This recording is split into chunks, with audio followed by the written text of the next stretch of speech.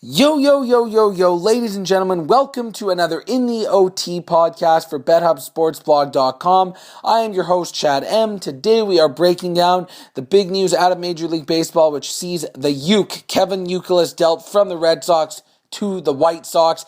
This really does come of no surprise to anybody, as there's been rumors pretty much since the beginning of the year that he was going to be dealt, but you knew the time was going to be happening sooner than later with the emergence of Wade Middlebrooks, who's been absolutely on fire, which has forced Bobby Valentine to not even use him on a daily basis. We've seen him benched many days in a row leading up to his final game at Fenway Park today. At least they handled that with a little bit of class and allowed him to play and sign off with the Red Sox faithful fans there at Fenway.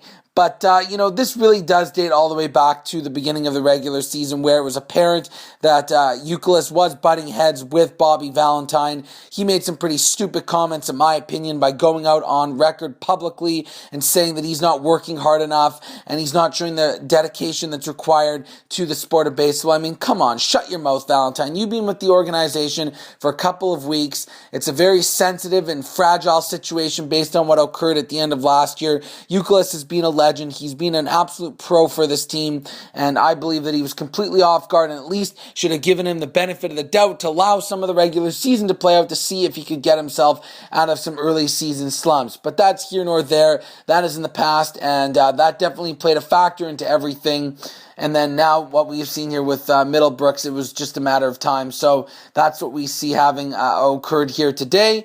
Now, I believe the White Sox do get the better end of this deal. Zach Stewart's not exactly a high-end blue chip arm prospect here. Lillibridge is a journeyman utility guy that will never be a starter for the Red Sox unless there's some rash amount of injuries. So they're not getting anything back in return, really. The only reason this was done here is to remove someone that may have been perceived as a cancer and a problem in terms of chemistry with this lineup. Just get them out of there. It doesn't matter what they're really getting in return, because even though the White Sox are taking on Youkilis here, many people think, oh, they're taking on a big contract. Whoa, well, hold yourselves right there, ladies and gentlemen. That is not quite the case. Of the $7 million remaining on his current contract, the Red Sox are taking on $5.5 million of that. So for the White Sox, it's a no-lose situation. If the worst case scenario occurs where he continues to slump like he has now and he can't even be used as a regular day starter, so they threw away $1.5 million for the rest of the season. No big deal whatsoever.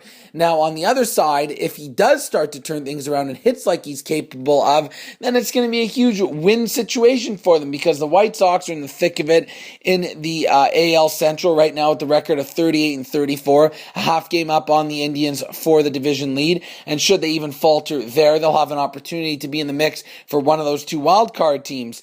And when you look at the way their current roster is comprised right now, they're definitely not the strongest offensive team. They often go in long droughts without being able to score runs. And anytime you can add a bat like Kevin Youkilis into the mix, it can only make things better. Now, when you look at Youkilis, a lot of people can point to the fact that maybe he hasn't been quite that good this year, but calm down a second here. It's not like he's been awful for many years in a row. We're talking about someone who was an all-star last year and was in 2009 and 2008. So we're talking about someone that's made the all-star team in 3 of the last 4 years. That's pretty good in my opinion. And the fact that he's only 33 years old, you'd think this guy is, 38, 39, and he's just completely finished. Sure, he's taken a bit of a beating and his body isn't in the best condition it can be in terms of health, but you know what? This is baseball here. We're not talking about defensive linemen in football. We're not talking about a basketball player. Baseball players can last till the age of 40. They can play very effective baseball in their mid-30s, so I'm not buying that age excuse for a second. And, when you look at the way this White Sox offense is set up right now, it could work out quite well, because he is versatile enough to play either hot corner.